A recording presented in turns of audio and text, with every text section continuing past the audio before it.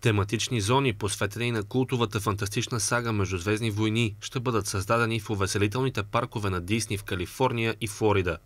Това съобщи изпълнителният директор на компанията Боб Айгър. В тях ще има различни атракции, като посетителите ще могат да полетят с космическия кораб на Хан Соло Хилядолетния сокол.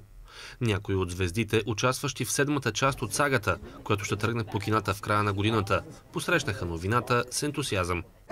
Вълнувам се, а и се надявам, че няма да се редя на опашки и ще получа VIP пропуск. Все пак участвам във филма.